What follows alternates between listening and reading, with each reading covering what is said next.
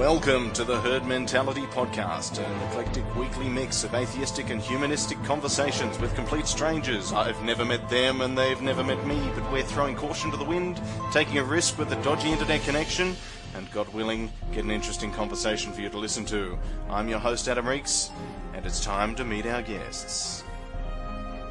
Rightio, ladies and gentlemen, welcome to the Herd Mentality. On the line with us today we have a very secular bloke. Who are you? My name's Chris, actually, but I go by @SecularBloke on Twitter, and I'm coming to you from Townsville at the moment, where it's a nice 29 degrees Celsius in the middle of winter. So envious. And we have Mr. Oz Atheist on the line too. Yes, hello, Donovan talking to you from Melbourne. And finally, we've got Dan Abramson. Oh, wow, you got my name right. Awesome.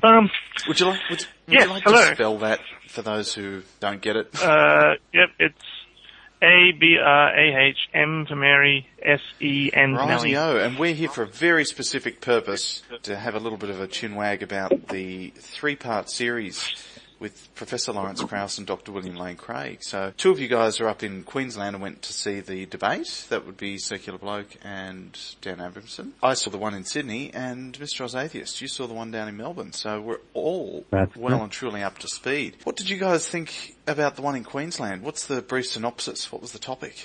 Well, the topic was, has science buried God? And has it? No. Well, because, obviously people still believe, but it's buried an awful lot of gods. Over time, is that one of the points that they discussed? That was pretty much the first thing that Lawrence Krauss did, was sort of redefine it to say, the debate's framed as like God, big G God, meaning Yahweh, but he sort of pointed out that actually it's buried quite a few gods. Little g. Nobody believes in Zeus or Poseidon or Thor or Apollo anymore. Sadly. Yeah, he pretty much pointed out from the get-go that has science disproved God, or buried God rather, and he said, well, yes, out of the thousands of gods, we pretty much have buried them all.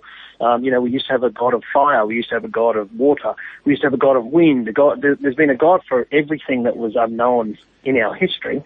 And they've all been buried one by one. And so what was Lane Craig's response to that? Was it just his typical because God? The way it was set up, as you know, there was no chance of them to have immediate response. So Lawrence Krauss opened up. He had a 15-minute go, and then William Lane Craig had his 15-minute go. And in the first 15 minutes, I thought Lawrence Krauss pretty much knocked it out of the ballpark in his 15 minutes, because not only did he sort of demonstrate that, yes, we used to have all these gods for every piece of unknown part of the natural world over our history, but, obviously as knowledge was acquired, different gods were killed in the process. He also totally destroyed William Lane Craig's character in the first 5 minutes by bringing up about 3 or 4 times where in previous discussions, podcasts and things of such nature, William Lane Craig has outright been dishonest and disingenuous when arguing against or talking about Lawrence Krauss, and he played different video excerpts to back up his assertions, and it sort of made WLC from the get-go look like he was a very dishonest person. So from the start, he really demolished his character, I thought.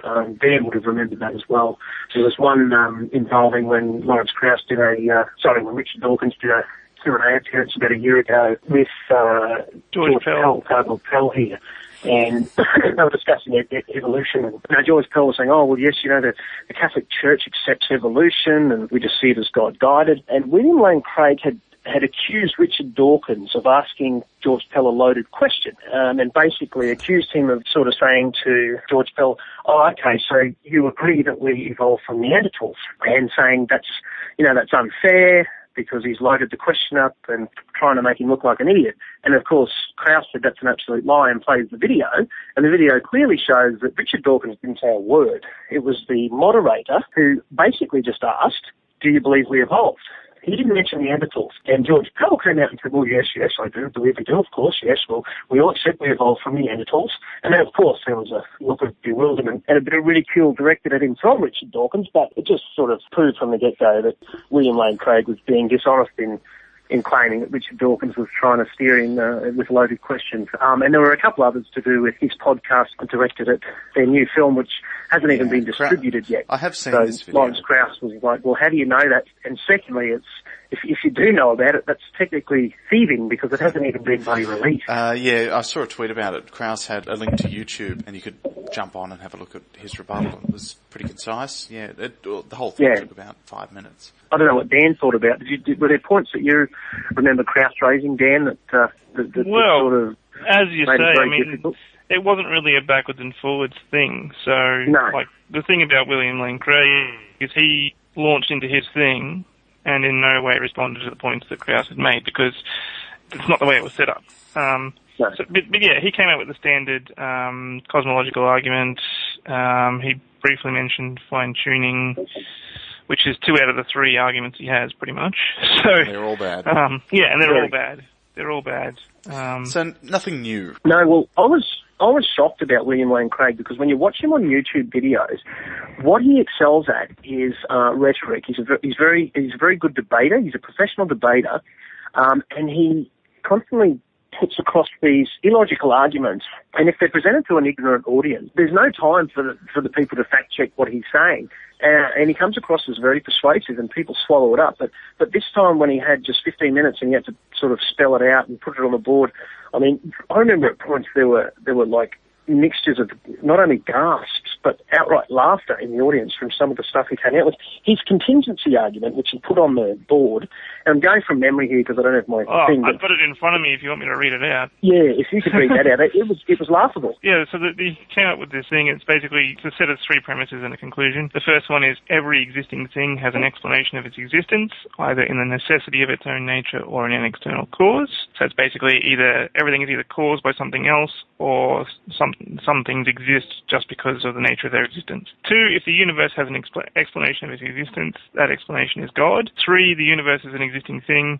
4, therefore, the explanation of the existence of the universe is God. That's literally what he came out with. Because he busted that out when I went and saw it at Town Hall in Sydney. He put up those same points. And point 1, point 2, because it was so early in his piece and everyone was still pretty polite about things, nobody really responded in the audience. And the moderator stated at the beginning, please don't applaud, don't get involved. That was the short story, because the moderator wanted to run the show. And then he busted out point 2, which was basically the only explanation can be God. And there was sort of this ongoing silence. And it wasn't till a little bit later on that in his 15-minute opening presentation that he stated something else that was also completely ridiculous and unfounded. And that's when people sort of cottoned on and said, oh, okay, well, maybe it is okay that we just let him know that perhaps he's trying to pull the wool over our eyes.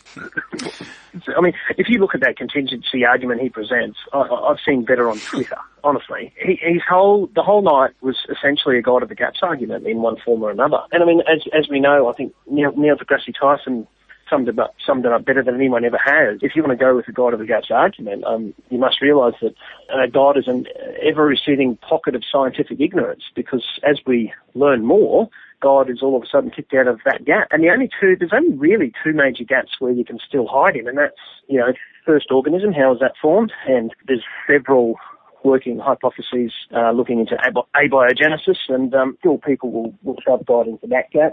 And of course the other one is first cause, what caused the Big Bang? And as we all know, creationists don't say what caused it, they say who caused it, assuming it's a who. So they're about the only 2 places, and that's where William Lane Craig certainly applies his God of the gaps argument, obviously, in his opening summary here. All right, well, let's head down 1,000 kilometres south of where I am, down to Donovan. What's your take on it? What was the premise of the argument? Yeah, so our discussion was, is it reasonable to believe there is a God? William spoke first, and the first thing he said, he was going to reinterpret the question, which I thought, well, no, don't do that. Just answer the question, and he took it to mean, are there arguments for no God that are better than the arguments for God? And that's what he argued. He spoke of his Kalam cosmological argument, and he spoke about there must be a being, like if there is the first cause again, why is there something rather than nothing, that kind of thing. He said, it must be a being, it must be a conscious mind. I'm thinking, why? Like, he uses the word must as though that is proven and not just his assumption, and that's what really bugs me about what he does. The manner in which he states these things, because he has a very soothing voice, and he speaks that's right. with authority. And he sounds convincing, and he sounds like he's educated and he knows what he's talking about. Well, he's got a doctor in front of his name. Yeah, Must be exactly. legit. And yeah, but so I think he's got 2 doctorates in philosophy. Well, so does Ken Hovind. I mean, yeah, good point. And I'm pretty sure from Dr. Carl Kruseniski that in Australia there's no legal requirement to put doctor in front of your name anyway, so we can all call ourselves doctor if we want. Dr. Oz Atheist. Yes, indeed. But I think ours sounds like it was a little bit different to the Brisbane one, because after their first opening 15 minutes each, it was very much a back and forth. They sat on 2 chairs on stage with the moderator off to their left, and it was really just an exchange, a discussion, point to point. Yeah, no, that was the same in the Sydney one, and I presume in Brisbane? Yeah, we did have that in Brisbane as well after the openings. But our moderator was well, that's what I want to talk about. Yeah. Who was your moderator? He's some bigwig from the City Bible Forum that was sponsoring it. My moderator in Sydney was somebody from ABC Radio National who hosts a religious show. In none of the debates, there was an atheist who... Yeah, ours was an atheist. You did get an atheist. Yeah, I can't remember the gentleman's name, but I think they said he was a professor from, I think, Melbourne Uni. I can't remember exactly. But yeah, definitely. And how did you feel the moderation went? He had very little impact. There was just a couple of times when clearly someone was sort of halfway through a point, whether it was William or Lawrence would try and speak over them, and he'd say, just a moment, let them at least finish the point before, you point out how you think it's wrong. And then there was one topic they were discussing which sort of exhausted itself, and they were still going, and he said, I think we're done here, we can move on to the next topic or the next question. So I thought he did quite well. He probably could have jumped on them to move on a couple of times a little faster, maybe. But, if I had to just be a bit picky, that would probably be it. I was very frustrated at the moderation for my one in Sydney, because the topic was life, the universe, and nothing. How can something come from nothing, and so forth? And William Lane Craig busted out, well, because God. And Krauss did his usual 15-minute presentation on here's a 2-dimensional universe. And he made it quite concise. He gave an excellent overview of his professional opinion on the topic, and it was quite good. But when it came down to the debate and the one on they could sort of go back and forth, I always kept feeling that, because Krauss is a smart guy, and when he's on script and he's doing his presentation, he's very good and he can be really concise. But when he got off the script and began to get frustrated because he wasn't able to communicate his point effectively using the terminology that the audience and Craig would understand. So for that reason, I felt he kept getting cut off. Yeah. So more on the Brisbane moderator. My issue with him, because I don't know whether it was the same with yours, but we had a little bit of backwards and forwards about some of the points, and then he moves on to questions from the audience, quote unquote. But the questions, we only got 3 questions in about 45 minutes or something, I think. And the questions he picked were just nothing questions. It wasn't really, maybe it was just a personal thing for me. I didn't find them particularly interesting or relevant to. I agree. I pretty much agree with you, Dan. He was superfluous to the whole evening, I thought. I think the best format for questions of these types of things, rather than it be vetted by a moderator who can be prone to bias, walk over to the mic, queue up, ask your question. Whereas with this format, it was tweeted in. You had to tweet in, and if you followed the hashtag, there were some quite profound questions in there, both from TSN and atheists. But it just seemed that none of the decent questions were asked by the old moderator. Yeah, well, my moderator certainly didn't ask any of my decent questions. I busted out one to each of the panellists. The question I sent through to, which I really would have quite liked, I sent it through to Craig and addressed it to him and said, how do you feel you've had a positive impact with the information that you provide to people? I would have liked to have heard his response on that. And I think my one to Craig, to Krauss, was, what are your thoughts on disseminating disingenuous information and the impact it has on society? Neither of those got through. No, they wouldn't. Well, the other thing I found telling, if you followed the hashtags and looked at all the comments from both believers and non-believers alike, I don't know if we can read much into this, but one thing I certainly found telling was there were so many tweets that were dissecting William Lane Craig's argument, pointing out all the fallacious reasoning behind them. And really picking them apart and dissecting them. The only thing I saw said against Krauss was, he's yelling or he's shouting, he's being a bully or stuff like that. There was nothing of substance that actually said, well, hang on, that argument he's presenting is illogical and here's why. I thought that was telling. I don't know what you guys think. Yeah, exactly the same. And I had one that I could see when I was searching, someone having a go at I don't think they used the term scientism, but it was these people, they should be paying attention to William Clay Craig when they're embarrassing themselves tweeting or something like that. And I spoke to that person, and then they said, I'm not actually there.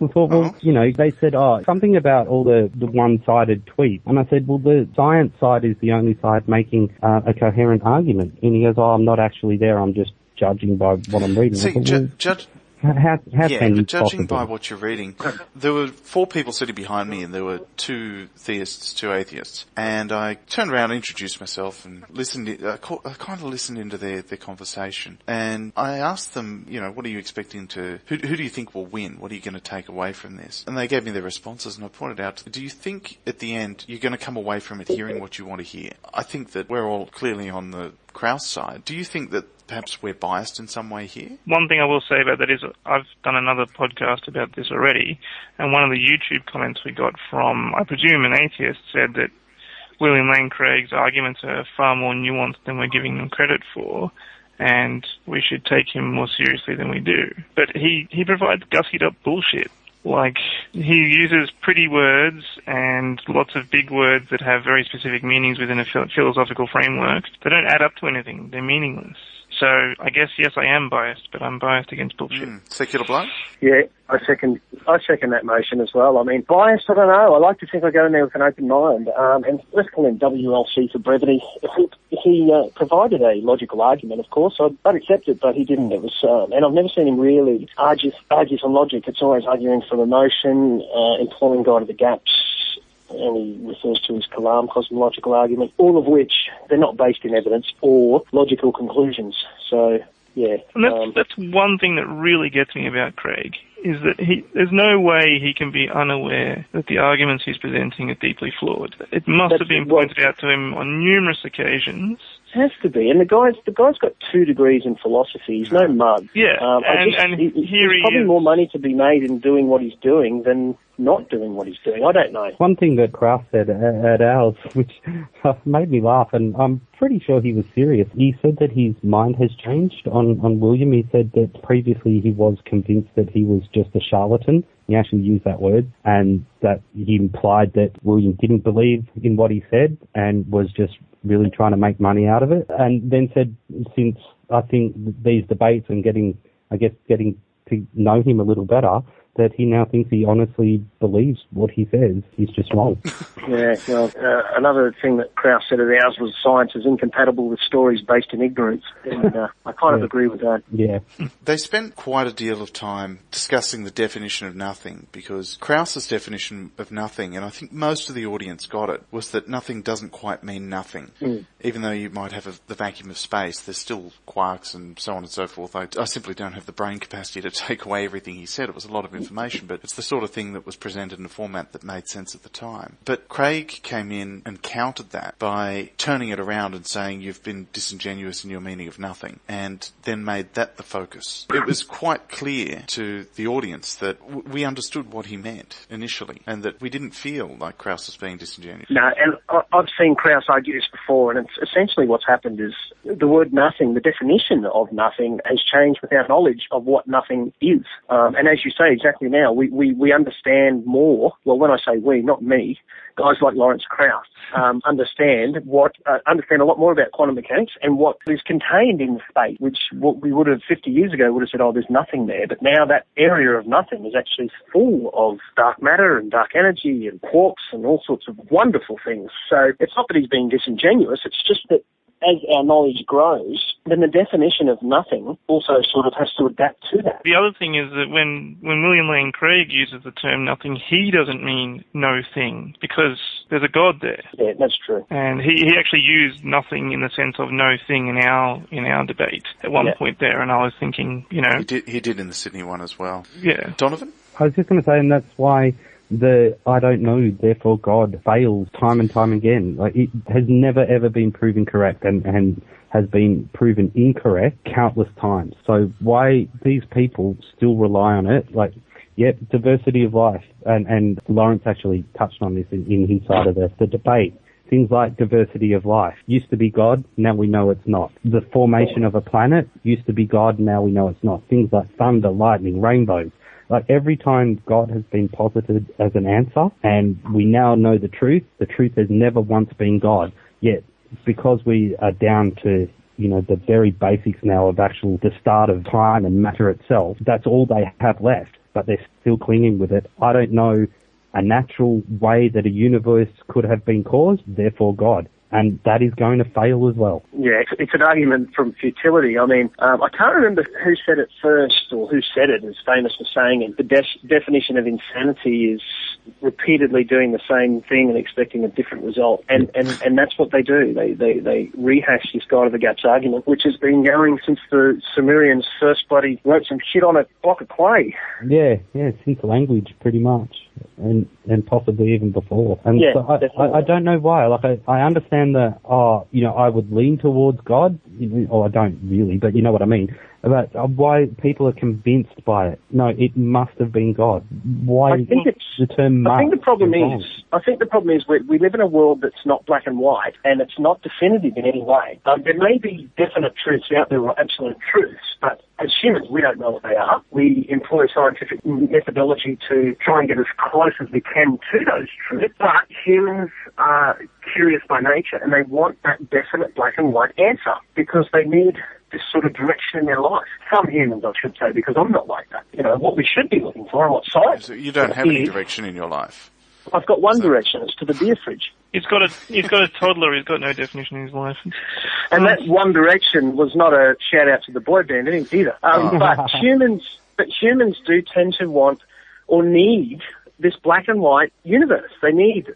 This is definitely true, this is false. And I don't need that. And, a lot of people don't, but humans by nature tend to want that definitive answer. And, what we get with science, which is the best method we have, is this is what we know to be true based on all the available evidence, based on having seen it a million times before, and it's always happened this way, causal regularity, and beyond all reasonable doubt, this is the fact, beyond reasonable doubt, and that's what we should be looking at. On that, part of the problem is that we're still sort of partially living in an evolutionary time where if you hear rustling in the bushes, you don't have time to figure out whether or not it's a tiger or a mouse. You need to come to snap decisions and act on that decision, otherwise you get eaten. So humans are very uncomfortable with the unknown because we need to figure out what's going on so we can react to it. You mentioned the rustling in the bushes. It's a false positive. It's an evolutionary survival tactic that we have. Yeah. But, you have to react to it as if it's a lion because the consequences of not, if it turns out to be a lion. Getting it wrong. Yeah, you only get that wrong once. Yeah. So, as a general rule, humans are very uncomfortable with the idea of I don't know. Because of that, and it's only recently since we've developed things like the scientific method and we have the comfort of a modern society that means that if we hear rustling in the bushes, it's probably not a lion because we've killed them all, that we can afford to take things rationally and investigate them properly and gather evidence and, make decisions that way. So there's a stigma there associated with not knowing. I love not knowing something because it's an opportunity to learn something. Definitely. See, you can sit down and have a discussion with a theist and explain why a particular point might not be true, but they don't want to hear it. I'd want to hear that. I'm the same. And even people in general, they're even chatting. I mean, I tweet shit on Twitter. I was on your podcast before and I was wrong and people tweeted me and corrected me and I was happy for it. You should never be afraid to be wrong in public in front of thousands of people. I mean, it's an opportunity to learn. It's as simple as that. What happens at the Nobel Prizes, the science prizes? A scientist stands up and says, "Oh, look, I was wrong on this," and they get a round of applause. Oh, of course. That's something that is a really admirable characteristic. It's a really nice trait. It should filter down through all aspects of society, but you've got to save face. The thing is, our society, the smartest people amongst our society are the most unconfident in their knowledge, and vice versa for the ones at the bottom end of the spectrum. Dunning-Kruger. Yeah. Guys, what are your thoughts on the advertising and the brochure that they gave us? And for listeners to the show, we got ought to be a 10-page little booklet thing with a tear-off page at the end where you can leave the feedback, and basically all of my feedback was written in caps because it seems that might be the only thing they understand about the moderator. They give you a pen and you can take all your notes and so forth, but every advertisement in it is religious, which is interesting because if you look in the inside front cover, there's at least two organisations that are, one organisation that sponsored it but doesn't get any advertising in the brochure. National Science Week. Yeah. Now, I think they provided publicity for the event. I'm unsure as to whether or not they provided financial assistance. I could not say. And perhaps, look, we can tweet it after the show if anybody finds out. Well, I don't have a problem with it. It was organised and presented by the City Bible Forum. They are selling the advertising to raise money for themselves. It wasn't presented as a secular or an unbiased debate. It'd be no different to going to a science convention. You wouldn't go to a science convention and complain that there wasn't enough Bible stuff in your handout. Yeah. So it's unfair to criticise. But I suppose what I'm trying to point out is, how can I get an advertisement for the Herd Mentality podcast into one of these? How much do you think it might cost? Sign up the fee they're asking. At least $30. At least $30. Well, God, the show isn't even worth that much. No. Anyone else got anything to add? Overall, I thought Lawrence won ours quite convincingly. Yeah, just my notes that I scribbled down. At one point, William said that, mathematics is so beautiful and so perfect it must have been God. And again, I thought, why must? The fine-tuning argument he went with as well, which I'm going to write a blog about because that's one of my pet hates that people bring that up. It's so fallacious and it's just completely wrong. One of the things that he kind of brought up, which is probably the one argument for Jesus' resurrection that I find bordering on interesting. I actually had lunch a few months back with Robert, who is the director of City Bible Forum in Melbourne, and I'm going to be doing a chat with him later next week about the debate. He actually presented it. He hosted our event. One of the things that he said, that he believes there is a God because he believes that Jesus was resurrected, and he sent me a YouTube video where he presents that case, and we spoke about that a little bit when we had lunch. And one of the things that he said that is interesting is that the Jews used to worship on the Sabbath, or the Friday night through to the Saturday, I think it was. And when the Christians came along, it got shifted to the Sunday. And his argument is that happened because Jesus came back, where obviously I don't believe that. But it's the one thing I find interesting is, why did that shift? And I said to him, okay, even if we do accept the day of worship shifted between the early Jews and the Christians, to say that it must have been because Jesus is just a leap, and we actually need to find out why it happened and not just assume it was Jesus. But yeah, William touched on that as well. He just, all the arguments that he had, and I think I tweeted at the time, particularly his first 15 minutes, I said, I know plenty of Twitter atheists who could have argued against everything he just said. Is it possible that Jesus was perhaps a twin? Well, the day shifted for the same reason that we're in 2013 AD. I'm talking about Back from the Dead. I'm thinking some sort of elaborate hoax, like they do in the Disney film. Yeah. Well, maybe he was kissed by a man and then... Hang on, no, none of that happens in the Bible, and I'll have none of that homosexual rhetoric on my show, please. It's an adult podcast. Yeah. Can't believe you're being so blasphemous on the Lord's Day. It's true. We're recording on a Sunday, and I think, well, I know, secular bloke, you've got a beer in hand. I've got a beer in hand. Yeah. I'm drinking a Pinot Noir at the moment. And Dan. I just finished a short Mac. He's from Caboolture. He's sniffing glue. Yeah. Only the finest. Oh, well, that'll put you in the right frame of mind to go and watch Ray Comfort's new film. Oh, God, I'm not touching it. No. Oh, my God. I've seen about half an hour of it. I think I'd rather be sodomized with a banana. Well, look, I'll post you one out after the shows. Thanks for coming on. That's all right, no worries. Donovan, your blog address. MrOzAtheist.blogspot.com. Thank you very much. And Queenslanders, Banana Benders. Talk to me. Anything else you'd like to finish up with? If I may, yes, just 3 very, very quick points.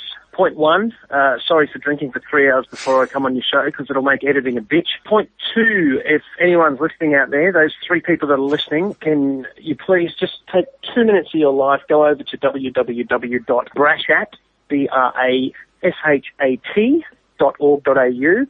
Have a quick look at the website. It's a mate's sister's charitable organisation dealing with ataxia-telangiectasia, which her 2 kids had, Braden and Ashley. That's why it's called Brashat. And just retweet the link if you don't mind. Raise awareness, because they desperately need awareness. It's a very unknown disease, and the more awareness, the better. And the third point was Dan, myself, and Donovan have organised a mandate in November, so I shall get the date to you. Oh, is that for me? All right. And Adam, you're more than welcome if you wish to fly up, and you can you'll have to rewrite or re-record the opening to your show, because then you would have met someone. Oh, no, look, we can't have that. All it means is that Okay. you'll not be welcome on the show anymore after I've met you. Well, I don't want to come back on, because then everyone will start bloody likening me to that Dan Errol. Dan Arell. Errol. Stop saying it Errol. wrong. I've Errol. preferred it to be pronounced Dan Arell. Yeah, like Errol Flynn. That's how I remember it. Oh, he'll be so happy he got a shout won't out. you won't just? We won't be able to shut him up. I can Ruined it. picture his little grin now. It's like he's happy. We were so close. I was going to do my shameless self-promotion. The show was going to end. We're not going to mention him, and you ruined we it. almost got through. Okay, well, you get the last say, Dan. Let's hear it. Alrighty. Well, I will follow that up with some shameless self-promotion. I am the co-hostess with the mostest of a podcast called Scientism, which you can find on Twitter at SCIENCISM, Scientism. We do it every week. We try and explain the news in science for the week in terms that a layman could understand. So if that floats your boat, please go and check it out. What is a layman? It's Someone who lays men. It's the guy on the bottom. Look, what did I say about this nonsense on the show? What? Oh, sorry. Keep going. That's Out of interest, I'm not, but if I had to be, I'd be a top. Yeah. That's I'd be the a fourth sideways, point. But yeah, check us out on Facebook, Twitter, like us, provide feedback. Excellent Whatever. show. That's all I have. And thank you for coming on mine, guys. That's right. Thanks for having me again. It was Oh, good it's always a fun. pleasure. Always a pleasure. So I'll put this together and whip it out on the internet. That's what she said. Wait, are we still talking about the show? Yeah, I got in trouble for that. Gentlemen, we've had at Secular Bloke, at Mr. Oz Atheist, and at Dan Abramson. Thank you very much for coming on, and no doubt I'll see you on Twitter. Thanks, Adam. Good. Cheers.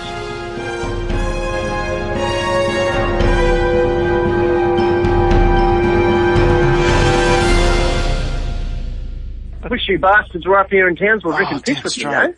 know?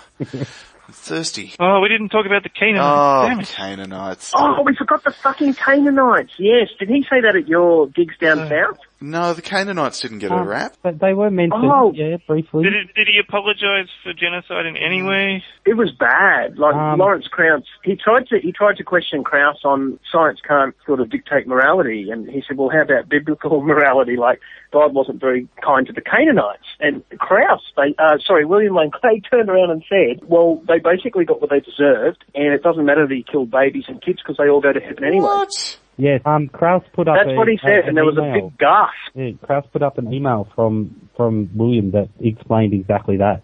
And it was amazing. That's pretty surreal. Yeah. And he didn't even have the decency to blush while he was saying it. Well, that probably got the biggest reaction out of the crowd in Brisbane, apart from the laughter when he explained his contingency argument. That one got gasps. Yeah, I have a feeling quite a few of the theists in the audience would have had a problem with that one. Oh, absolutely. I mean, come on, we've all got friends and family who are Catholic or Christian or Baptist or whatever they may be. They would have been In your opinion, If my mother was there, she's a devout Catholic, she would have been disgusted. in your opinion, guys, would any of one have walked away from the debates having changed their minds? No. No. No. Okay. I changed my mind about William Lane Craig. I thought he was a lot better than what he was that night. I think he was having an off night, but then he went on to have two more off nights. No, he wasn't winning down here. It was the And do you know what I'm consensus as well. thinking? Like, the lady friend said to me, Yeah. because she's not one way or the other. She takes an interest in it because I do, and she got the tickets, and off we went. As we walked out, she said, "Geez, that Craig fella got his ass handed to him." Yeah. Yeah, and now now that I think about it more and look back, I'm sort of asking myself, well, was he ever a really good arguer? No. Or has it been that I haven't watched him on YouTube in 18 months or 2 years, and I've seen so much similar bullshit in that time that it just doesn't impress me anymore? Yes. And I think it's probably the latter. Yeah. I think I'm just so used to seeing these same nonsensical arguments, and where I might have been a bit more impressed by them 2 years ago, now as soon as they open their mouth and say the first 5 words, I think, oh, here we go, this one again. This week's Crazy Herd Mentality bonus material is me talking about me. So if you'd like to tune out now, here's your opportunity. Otherwise, stick around, thrill seekers.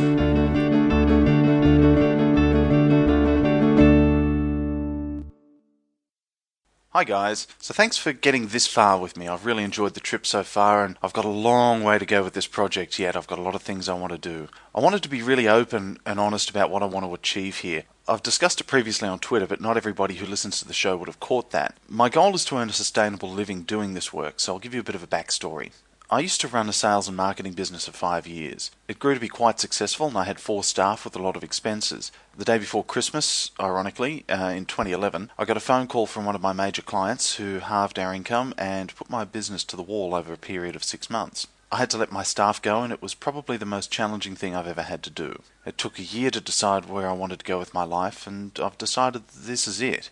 I'd like to create content that's helpful and entertains people. So having now told you the sob story, here's how I want to put my life towards something. There's a disclaimer here. I worked in sales and marketing, so you should understand that you're being sold to. But I'd like to do this as a fun thing. With the help of Tanner from @NoGodcast and especially Dominic VFX, who I can't speak highly enough about. We've put together a website, herdmentalitypodcast.com. So pull it up in your browser now. I think everyone's done a spectacular job. The site looks really, really cool. All the content relating to the show is now in one place in a single link. My cunning plan is to ask each of you for a small favour. If you enjoy the show, click on the donate page and send me half a coffee each month, or what I'm calling $2 tithing. It's all I'm asking for in return for about 8 episodes a month, which is value for money. If you really enjoy the show and you can afford it, then you can swing me $5, $10 or $20 a month. If you'd rather not do that, I'll make you a customised voicemail or read your eulogy. Record it and send it to you as an MP3 and you can pay what you think it's worth. I'm not a non-profit organisation, but I really do believe in generosity to others less fortunate than I am. So I'm going to donate 10% of everything I earn from your donations to kiva.org, which helps those in developing countries get back on their feet and lift them out of poverty. I'll be giving to women specifically, as this is where I feel I can affect the most change. As Dominic put all the hard yards in for the website, we'd both appreciate it if you put a few dollars in his tip jar via the website. So in essence, the $2 tithing, which is $24 a year, will help me out a great deal. It's not a lot of money, but if 1,000 people chose this option, I'd be able to pay some bills. Once this is sustainable, I have a book project I'd like to be able to dedicate some time to, and I think you'd really enjoy the topic, but I can't say what it is quite yet. The podcast will always be free, so if you can't contribute financially, I'd really appreciate you sharing the show with a friend or leaving me a review in iTunes. But not just any review, please make it a really funny one. I hope all of this is clear. If you have any questions, feel free to email me at adam@herdmentalitypodcast.com and I'll be happy to answer them. Thanks for listening, and no doubt I'll speak to you on Twitter.